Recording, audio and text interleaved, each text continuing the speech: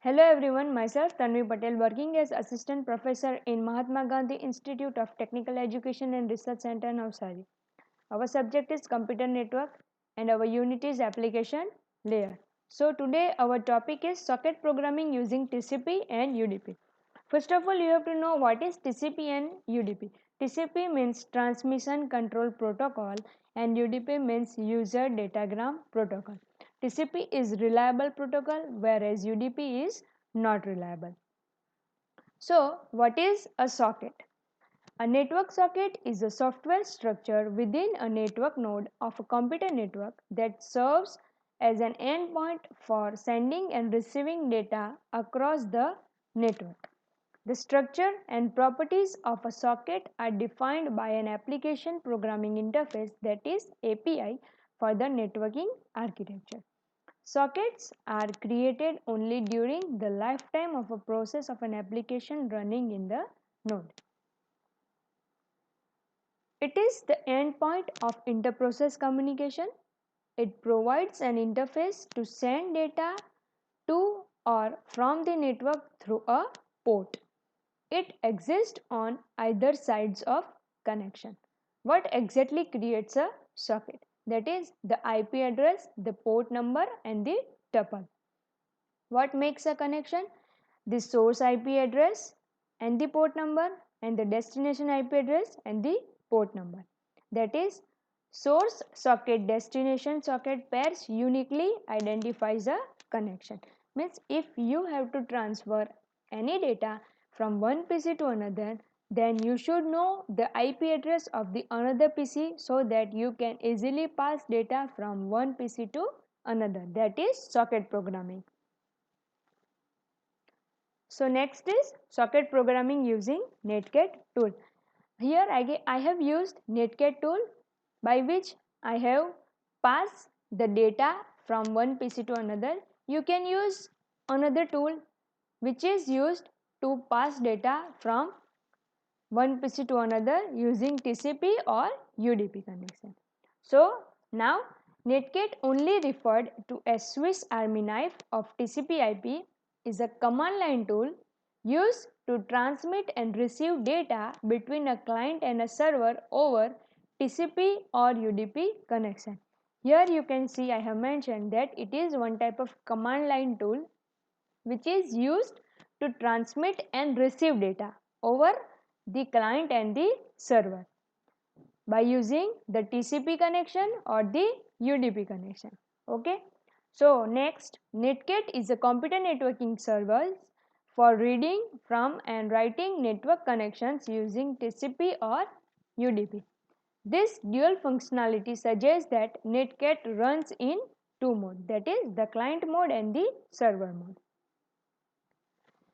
Netcat is not only limited to transferring data between machines, only of the most common use of Netcat is to perform port scan on a machine against a range of ports. It is not only used to transfer data between the two pieces, but it is also used for port scanning, for sending files, sending images from one PC to another. Here is the general syntax for Netcat, that is NC bracket options and host name, that is ports. To make Netcat run as a server, you must include the following two flag options, that is -L. This option sets Netcat to listen from incoming connection, and -P. This option sets the port to listen on. Other flag options for client or server are -H, that is help mode. You can see all the process in the help mode. -D runs in background mode. -E inbound program to execute. -Z, that is zero flag. -I or O mode used for scanning ports. -N, that is numeric IP address only. -U run as UDP. -R, that is randomized local ports. -W, that is timeouts for connects. -V, that is verbose mode.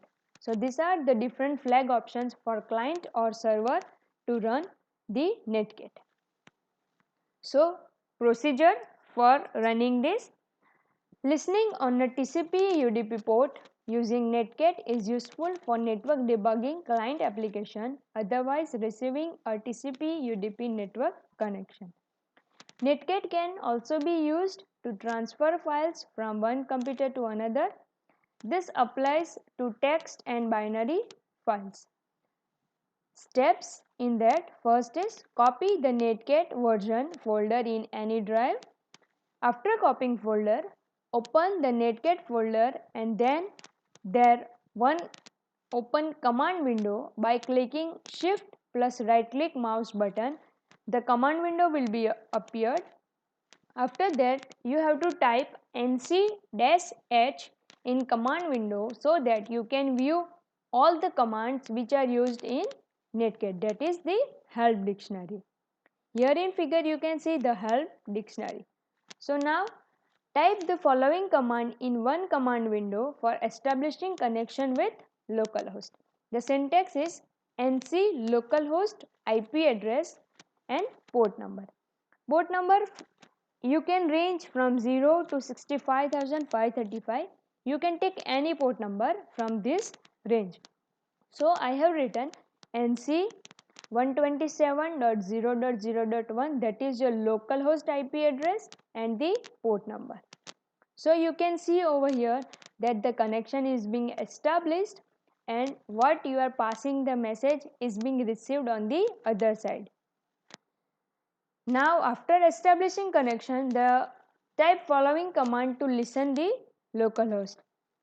First you saw that you have done the connection, and on the other side you have established the connection by listening the localhost, right? So here to listen from the localhost you have to write the syntax nc-l-p and the port number which is given in the connection, right? So in connection you have given 4444 port number. So in the listen mode you have to write the same port number and you can start chatting with your own, means localhost on your own PC. So it is the connection established on your localhost. Okay.